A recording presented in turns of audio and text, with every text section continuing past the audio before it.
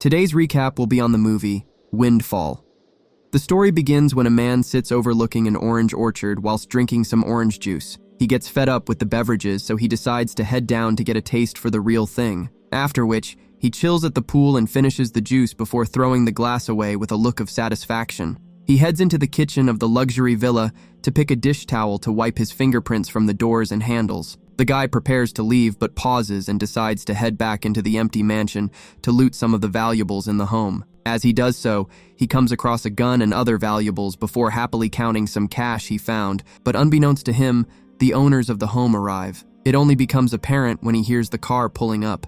He hides behind a wall as the couple come inside, admiring their holiday home. The husband complains that his assistant didn't buy the flowers that he requested, but the wife asks him to allow it. He stays in place as the couple flirt around the house, but the intruder moves when the husband makes his way into the master bedroom to unpack. Meanwhile, the wife checks the fridge to find expired milk and an open bottle of orange juice, and wonders if their assistant didn't know they were coming. The intruder uses this opportunity to dart towards the door, but unfortunately the wife steps out of the kitchen to see him. He gestures for her to be quiet. The husband notices her non-responsiveness and goes out to check. He's shocked to see that his wife has been captured by an intruder.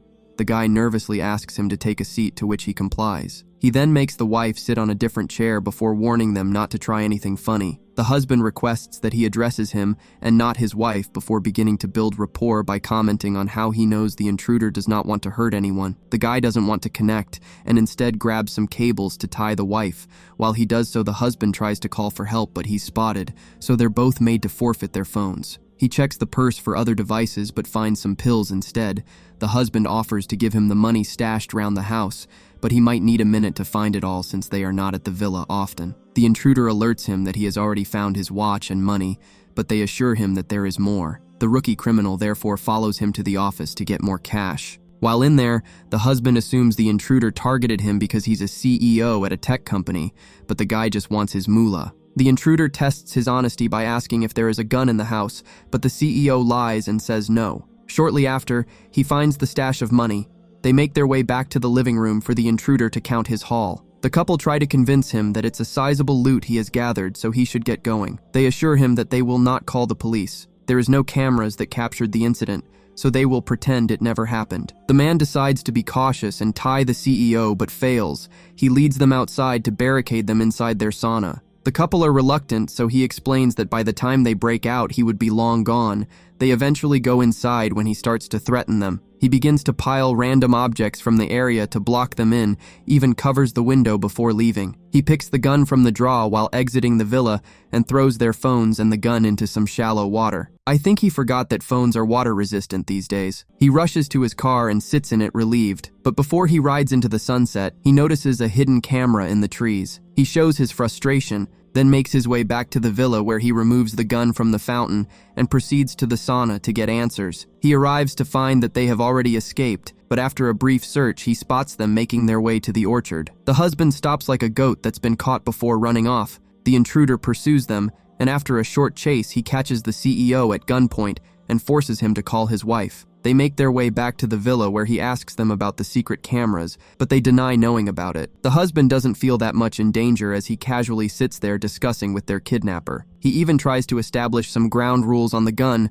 stating that it should be pointed at him, not his wife. He assures them that the safety is on, so there will be no accidental bodies. Now that his face is out there, he feels like he needs more money to disappear. He demands $150,000. You know the CEO is rich because he just laughs it off and advice that he's going to need a lot more than that. After some haggling, they arrive at $500,000, as it's a fair amount that wouldn't raise too much suspicion. They then escort the wife to the toilet. As she does her business, the CEO tries to find out more information about their kidnapper, but he just calls himself nobody and cuts the conversation short. Wifey comes out from her bathroom break, so the husband calls his assistant and makes an excuse for the $500,000. But since it's late, the money can only be delivered the following evening. They all get peckish from the stress of the situation, so the wife decides to make a simple sandwich for everyone to enjoy. The intruder instructs her not to use any knives during her preparation, so she opts for a spoon. After which they make their way to the framed sitting area for a little chat. He notices that the wife is in the process of getting a tattoo on her foot removed, so he asks about it. The husband reveals that he didn't like it, which seems to irritate her. The kidnapper probes further about their relationship and finds that they are planning to have a child, but this will mean the wife will take on more of an advisory role at their non-profit venture. They then take a little stroll through the orchard where the CEO tries to find out if one of his companies offended his kidnapper, and this is retribution, but he doesn't give anything away. The frustrated executive explains that his algorithm that makes companies more efficient by cutting jobs was necessary. However, the intruder laughs off his justifications. Later that evening, they watch a movie together before the intruder leads them to some nearby cabins where they'll spend the night. While he checks the rooms to make sure that they are clear, the husband entrusts his wife to get close to their kidnapper using any means necessary, which confuses her. They don't know what he'll do once he gets hold of that money, so the CEO wants to understand him. The couple split to their respective cabins as the intruder sits between them to keep watch. Later that night, the wife comes out to execute her husband's orders, but their kidnapper has some morals. He keeps her at a distance but offers her a beer. They have a deep discussion as they drink. The following morning, the men sit at the table while the wife pours some cereal for them to enjoy. The husband doesn't eat but is more interested in trying to figure out what this guy's motive is. In the process, he makes some comments about people freeloading, which offends his wife since he helped her to complete her education. He tries to save himself, explaining that he is not referring to her situation as it was different. The conversation is cut short when a car can be heard pulling up to the house. The intruder asks them to be quiet while he checks things. He alerts them that it's the gardener and orders them to get into the office to hide.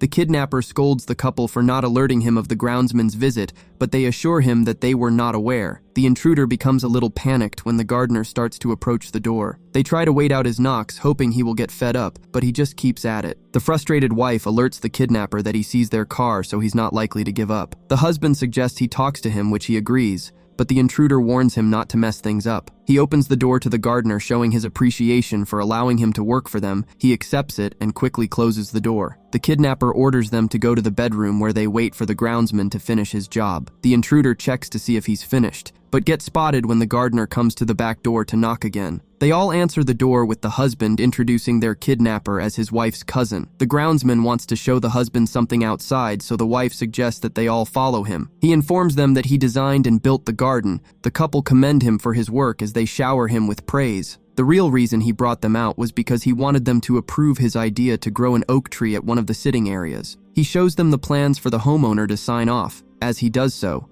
the intruder starts to get suspicious and orders the couple to get back inside. He later watches from a window as the groundsman checks the signed paper, and from his reaction, he figures that the CEO wrote a message asking for help. As he quickly tries to leave the house, the intruder stops him and asks that he joins them. It is revealed that Mr. Husband wrote for him to call the police. The wife joins their kidnapper in berating the husband for this stupid attempt and for making the situation more complicated than it needs to be. It turns into a couple's therapy session as they argue of other issues they seem to be having. The kidnapper just reminds them to stay calm as this will be over when he gets his money. The wife apologizes to the innocent groundsman for getting him involved. They all wait for a couple more hours, which gives the husband too much time to think of another way to make a bad situation worse. He decides to rebel against the kidnapper by just walking out because he doesn't see him as a threat, but the kidnapper holds his composure and politely asks him to sit down. The CEO continues his confrontation as he complains about the struggles of being a rich white guy, as they always have a target on their backs.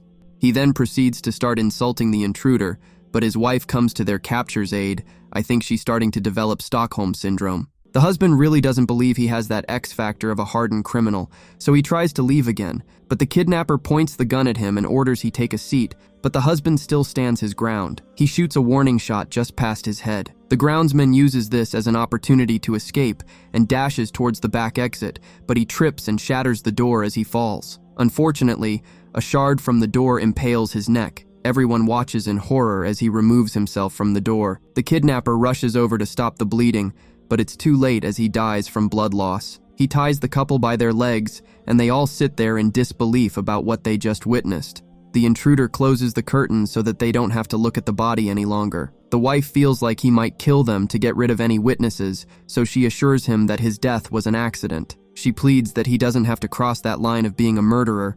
The husband also chimes in, alerting him that he can call someone that handles these sorts of situations to clean up the mess. The kidnapper holds on till nightfall. They hear the car with the money pull up. He releases the wife to retrieve the money. While there, she sees a car driving past, but she's unable to call them for help. She makes her way back inside with the money. The intruder checks the cash and says his goodbyes to the couple. As he turns around to leave, the wife informs him that the tattoo was a rose, but he bluntly tells her that he doesn't care. He makes his way to the CEO and reveals that he did break into the house because he wanted to know what it feels like to be him. But after spending some time with him, he finds him disgusting. He doesn't understand how such a person can have everything while he has nothing. He drops the bombshell that his wife has been secretly taking birth control pills before leaving. All the while, she has been trying to cut herself free using a shard of broken glass, and does so just as the intruder leaves. As he stops to tie his shoelace, she sneaks up and knocks him with a heavy statue and repeatedly hits him till he stops moving. She grabs the gun and shoots her husband because she too is fed up with him. The wife wipes the gun and returns it to the intruder's hand and just stands outside contemplating what she's just done.